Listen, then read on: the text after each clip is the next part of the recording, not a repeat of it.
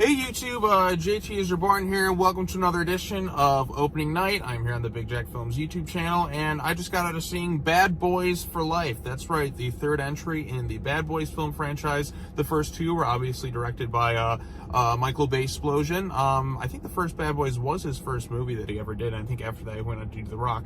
And then obviously you had Bad Boys 2 that came out like, was it 2003? Then you have that spin-off TV show with Gabrielle Union called like LA's Finest. I've never watched that.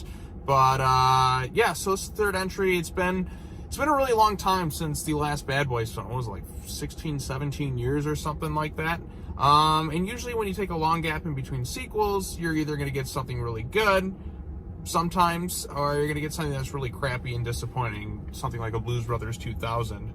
But I'm happy to say that not only is this a solid sequel, but it's the best of the Bad Boys franchise. And I was kind of surprised. I went into this thing, like, my experience with Bad Boys, it was never like my favorite buddy cop action movie franchise. I've seen them. I rewatched them on Netflix recently, as much as like a week or two ago, because I wanted to see this movie, but I didn't get the chance to go around and see it yet. And I was looking forward to this one because I'm like, okay, I'll check out the first one. First one's fine, nothing like amazing or anything like that, but you know, I didn't mind it. Bad Boys 2, it just the action's better, but it just kept going and going and going, and you just get kind of exhausted by the end of it. Maybe in some ways better than the second one, better action, but it just was like, it dragged on for a bit too long, although the villain was kind of fun and over-the-top hammy. But now we have Bad Boys for Life, which isn't directed by Michael Bay, and that probably explains why it's a better movie. And I'll give Michael Bay props. Usually his R-rated stuff isn't half bad. It's a lot better than the PG-13 Michael Bay. I'm not opposed to Michael Bay doing R-rated stuff, because he can do some competent stuff. Like I said, the first Bad Boys I don't mind. It's more of like an edgy version of like mainstream. Instead of mainstream Will Smith, you get more of the Bad Boys Will Smith, who's willing to, you know, go a little bit further. And you know, Will Smith and Martin Lawrence, they're great in these movies. It's not my favorite buddy cop action franchise. I put Lethal Weapon above this, and my personal favorite would be the Rush Hour franchise, which, by the way, Bad Boys for Life has been very successful. Where the fuck is my Rush Hour 4? It's taking way too long for Rush Hour 4. Get a new director in. Bring back Lee and Carter. They're my favorite buddy cop duo. I want to see Rush Hour 4. But all things considered, Bad Boys for Life, what makes this one work more, well, the humor is on point once again, because Will Smith and Martin Lawrence, they have really good on-screen chemistry. They're obviously friends. They get along very well. They've been doing this for a long time, so we know what's up. I mean, they have some things that carry over from the previous films, like, you know, Marcus, you know, Martin Lawrence's character is having trouble getting on with his wife. So that's kind of still a running gag between all three films. You know, Will Smith is still the ladies' man, Will Smith. He's Mike Lowry, doing his shtick. And the theme of this one is they're definitely getting older and up there. Martin Lawrence just kind of wants to retire at this point. He's a grandfather. And Will Smith is one of those guys like ride or die. He doesn't want to give this thing up. He's kind of like, I think that's what they're kind of going with the theme for Top Gun Maverick, where Maverick, like, you know, Tom Cruise is like one of those guys, like, he's gotten up there in age, but he doesn't want to stop moving. And Will Smith is kind of that thing, and you can even see Martin Lawrence kind of joking about it, like, hey, look, you're even, like, coloring your beard and stuff, too, because you're getting old. And that was kind of funny. There's some funny stuff in this thing, but they bring in some new crew. Joe Pantoliano, or however you pronounce his name, he's still back as the captain. But what made this film work more so than the other two is the personal storyline going in this one. It was a little bit darker. Definitely hit some emotional beats too, where the other films didn't. The humor is balanced out better. The action is not as over the top as Bad Boys 1 and 2 is. It's kind of like one of those things where it's like, it's fine. It's nothing like, say, the most amazing action I've seen, but it still works fine for the film. But like I said, what makes this work better is the personal story between Mike and the connection he has with the villains. It's a villain that is, in a way, like his own, that was kind of created by him. Well, somewhat.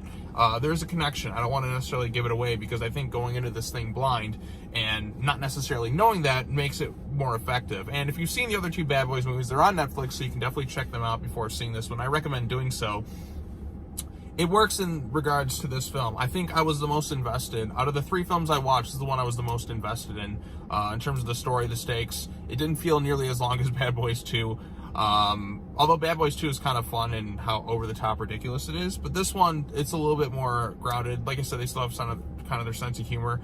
But like, he kind of hits you like early on, like, okay, no, the stakes are a lot heavier this time around. The villain done a lot better, not as over the top hammy, but a lot more straightforward, serious. And their connection to Will Smith's character, and it's like kind of a personal vendetta that he has. Like, he's just, I know obviously there's things are made personal with like each movie, but this one's made like really personal to Will Smith, and it's connected to his past. And I like that. I like the connection that they have with this thing. And even then, I know they're kind of announcing that they're going to want to do a Bad Boys 4 or something like that.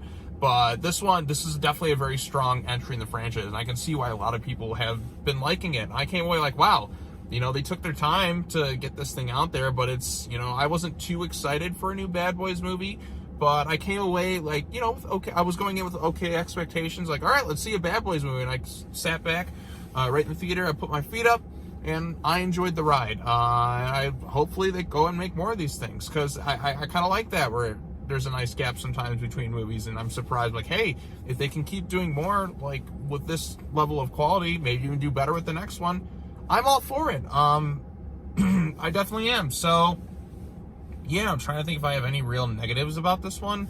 Nothing off the top of my head, necessarily. I think if you're a fan of this franchise, you're definitely going to like this one. My theater was laughing. I was laughing a few times here and there. Maybe sometimes it drags on a bit long, but it doesn't feel nearly as long as, say, Bad Boys 2. It's definitely the best of the franchise. So take it for what it's worth. I think even non-Bad Boys fans could potentially enjoy this thing. Like, you know, going into this thing, whether it's kind of your thing, you like the buddy cop thing, you like the duo of Will Smith and Martin Lawrence doing their thing, but with a much better story, much heavier emotions, and you really feel like the villains this time around are really out to get like Will Smith. Like that close connection really drives the story forward a lot more. And Will Smith's acting, like, at times, like, you see him, like, you see the intensity that I feel like he's been holding back in, like, the other movies. Like, you really see him, he's obviously matured more as an actor, so it works better this time around. And there's nothing really obnoxious about this one, whereas Bad Boys 2 and the first one, well, the first one's kind of more of like a simpler movie, but this one at times can definitely get a little, like, the second one in particular, definitely kind of got like that for me at times, like where they're going, like it went a little bit too far in some ways. But I definitely like this one a lot better. I think just bringing in a new director and kind of a new creative team did this movie some favors. So yeah, that's all I really have to say about this one. Thank you all so much for watching this video. I know you're subscribed to Jack's channel, watch this. Be sure to sub to my channel. I posted some more like after the movies, which is pretty much opening nights, on my own channel of a couple more January horror movies I saw.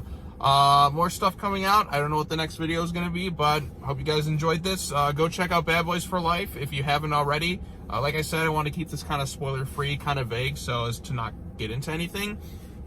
But I definitely did enjoy this one. So January, there was some crap out there for sure, but there was definitely some good stuff that came out this month, and I gotta appreciate it. So yeah, let me know your thoughts down below if you've seen the movie. Did you like it? Did you dislike it? Subscribe to the YouTube channel.